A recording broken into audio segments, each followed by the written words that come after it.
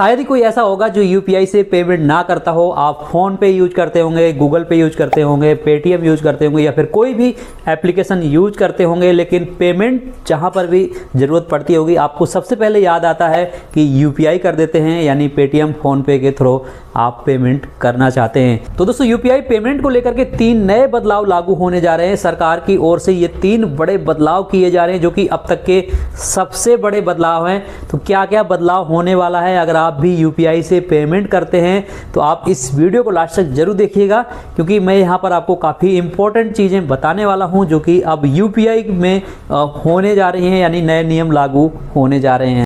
तो दोस्तों जो यूपीआई की तरफ से सबसे पहला जो बदलाव है वो काफ़ी ज़्यादा अहम है आप सभी के लिए।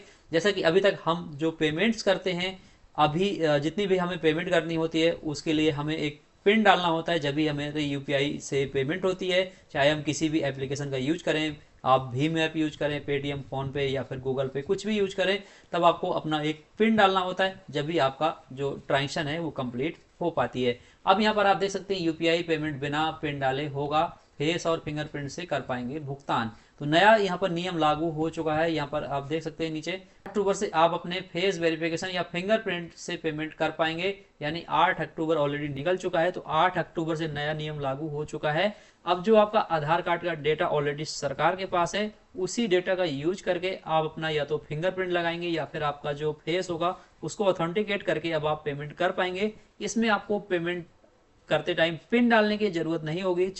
4 या 6 डिजिट का जो भी आपको पिन डालना पड़ता था वो आपको नहीं डालना पड़ेगा। अब आप फेस दिखा करके या फिर फिंगरप्रिंट स्कैन करके आप अपनी पेमेंट यूपीआई की कर पाएंगे। तो दूसरा जो बड़ा बदलाव है वो भी बहुत ज्यादा इंपॉर्टेंट है आप सभी के लिए।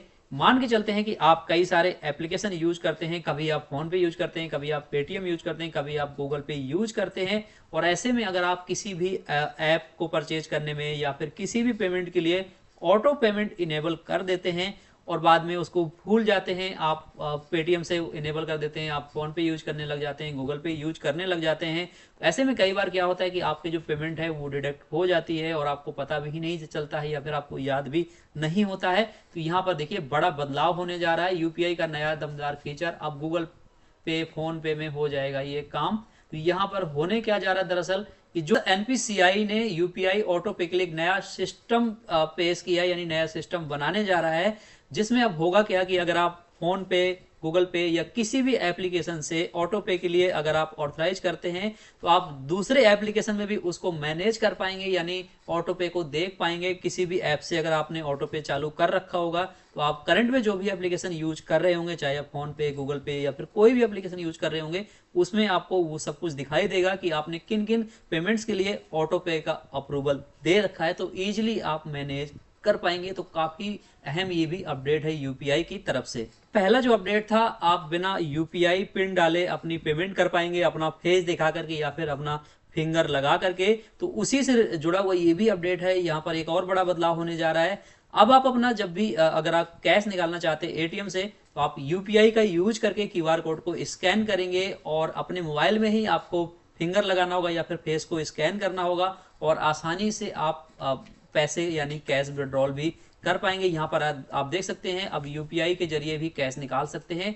तो ग्रामीण इलाकों में खास करके ये काफी ज्यादा बेनिफिशियरी यानी कि फायदेमंद होने वाला है। साथ ही अगर आपको पिन रीसेट करना पड़ता है, अगर अपने आप एटीएम कार्ड का पिन रीसेट करना है तो आपको यहाँ पर मोबाइल एप्लीकेशन में ही जाकर के आप उसको रीसेट कर पाएंगे। अब आपको एटीएम जाने की जरूरत नहीं पड़ेगी।